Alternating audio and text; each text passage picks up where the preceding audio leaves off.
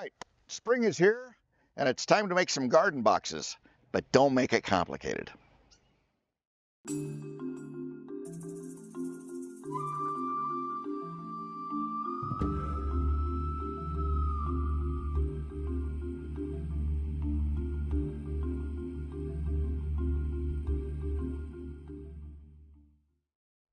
When it comes to garden boxes, a lot of times we way overcomplicate things.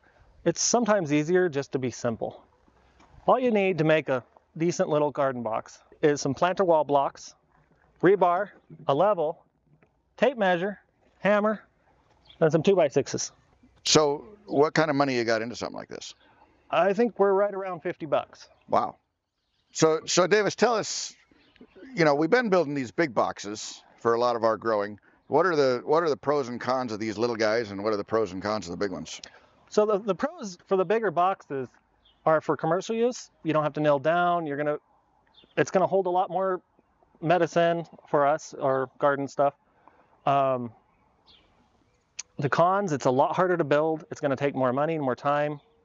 And you gotta know a little bit about what you're doing in order to build these boxes. Yeah, lots more tools. Lots more tools. But if you were like settled in and gonna live the rest of your life somewhere, that's the way to go, I guess. Absolutely. So what kind of folks would this be perfect for? This would be perfect for first-time gardeners.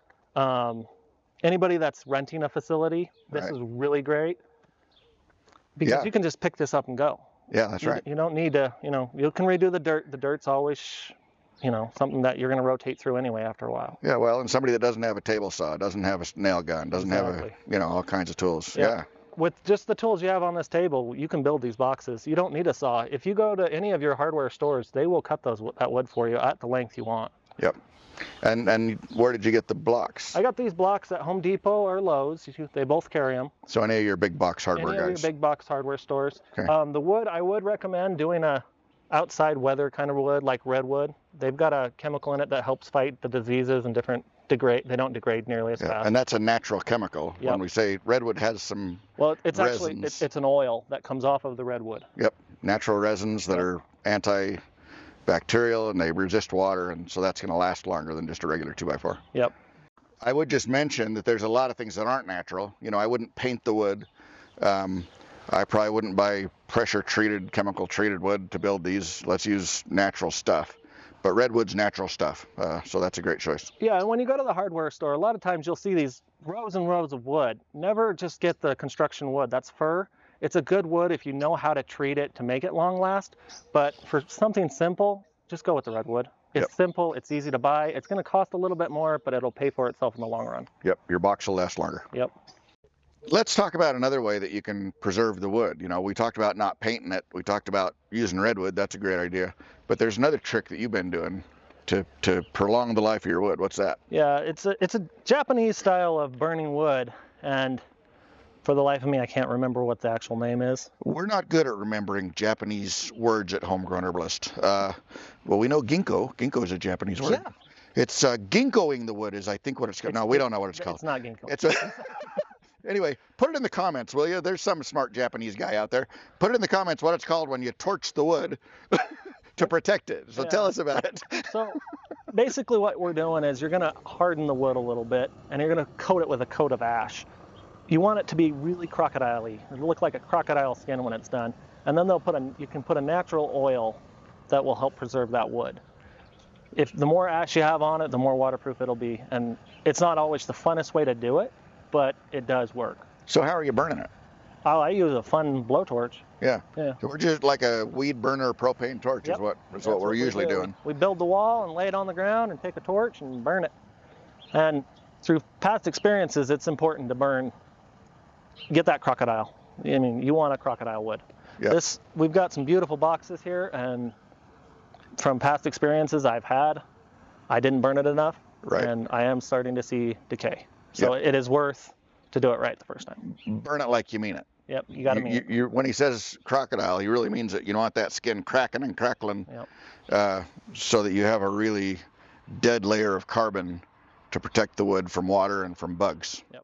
Well, should we put one of these rascals together? Sure. Okay. So what we're first going to do is we're going to put your wood out. I'm going to put this paver down just because I had a hold of it. Grab that.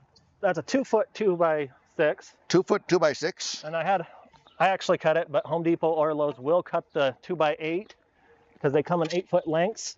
So all you needed was 2 boards. So this was an 8-foot board. This was an 8-foot board. And you cut 2 feet off of it. Yep. All right. And the cool thing about Lowe's or Home Depot is they have a saw that will cut that straight. So just take the 10 minutes, have them cut it. Then when you get home, all you got to do is assemble it. It's worth it. It really is, guys. All right.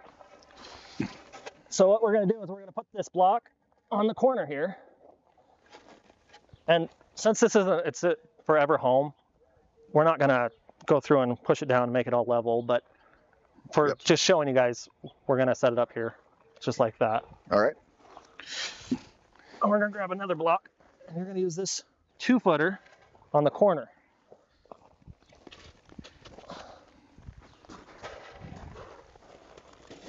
Okay. And then we're Use going to that put the other 6-footer. long guy here. Here, and I'll go through and put these on the corner so that we're saving a little time. There's another 2-footer. And our last block. Now, I am going to emphasize, guys, when you're building these, level ground is important. A lot of times, people are like, I don't need to level it. It's not a big deal.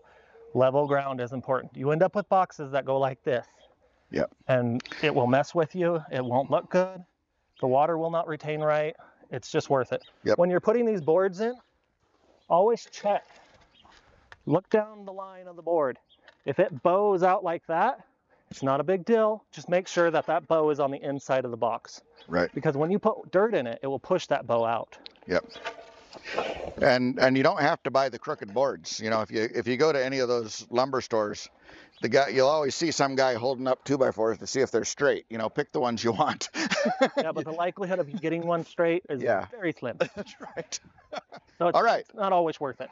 So it's all put together, now what? So now it's all put together. We're going to take your tape measure and we're going to put it on the corner. And we're going to check to see how straight it is actually. Oh. And you're going to put it, so I've got 92 3/4 on this one. Okay. And then we're going to put it in the other corner. 92, and see, we're way off. So what we're going to do is just pull that in. So you're just shimmying it a little bit 92 to and a square half. it up. Okay. Now put it back on this end. And now we're where we want to be. So 92 and a half from corner to corner is perfect. Yep. As long as they're the same, As long as they're the same. Do not put your stakes in until you are where you want to be, because once these stakes are in, it's a little harder. I mean, it's easy you can take them apart afterwards, but let's just make your job easy. That's right. Go through and level your boards, check your boards, make sure they're where you want them. We're level there. I need to push down on this one a little bit. We're pretty good there. Once that's set, you're going to take your spikes, and all these blocks are pre-drilled, so it's just you throw a spike in. I just did a 1-inch spike. They're already cut at Home Depot. If you want to save a little bit of money, you have a grinder. You can cut them yourself. You'll save a little bit, but I don't have the time. Yeah, what's your time worth? What's your time worth? And these are just 1 inch. They don't have to be huge. And then you just smack them into the ground. And once this is all set up, I'm not going to go all the way in, but once this is all set up, that will hold that dirt. Now here's something really cool about these boxes. I have an extra couple pieces here. I'm looking at this going, you know, it's not tall enough. I'd like it a foot at least. Okay, well that's pretty easy. All I have to do is buy another block, pull that spike out because it's set up for that little one, and go up. And then we've got another. So if you're going to build it higher, you just get longer rebar. Absolutely. So how far down do you want it to go? On your rebar? Yeah. You're going to go flush. So how long is that? That's a foot. That's a foot? Yep. What's that, a half a foot? So, Yep. Okay. So you need to be down about 6 inches into the dirt. At least. And then however tall you want it. Yep. That's how tall your rebar needs to be. And then if you want to build it taller, you're going to pull your block out, and it will have that rebar sitting the same height as that block. And you'll just have to pull that out. It's not going to be just pulling out. It's going to fight you a little bit, but it's it's not a big deal. You can do it. And then you just throw that block back, put your next block there, and put the taller rebar in the next foot. Right. And so what you're saying is the smart thing to do is to build it how tall you want it the first time. Well, yeah, but you know, But if you want to add, if you you don't can want add. it taller because That's it's right. a little harder, or your ground, you know, for some reason you want to do something different. I mean, a lot of people do these little U boxes with these because it's really easy. Yeah. This is Legos.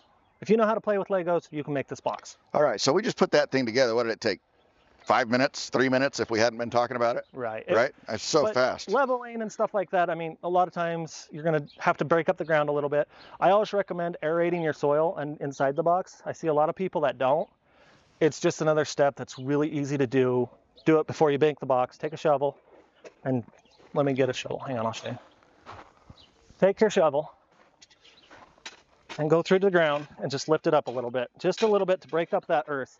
Because if you get any kind of clayey soil, it's going to be compacted and it's going to have a hard time for those new roots to grow. So you want to double, the British call that double digging. You just dig it up a little bit. And obviously you're not going to have, you know, we've got a couple inches of gravel here because this is a walkway. Yep. But yeah, break up the dirt a little bit. We don't ever put weed barriers down or anything. We want that stuff to be able to go where it wants to go. Yep. And if you have, you know, more than 6 inches or so of dirt, the weeds aren't going to be coming up from below. Right. You know, that's going to be weeds you brought in.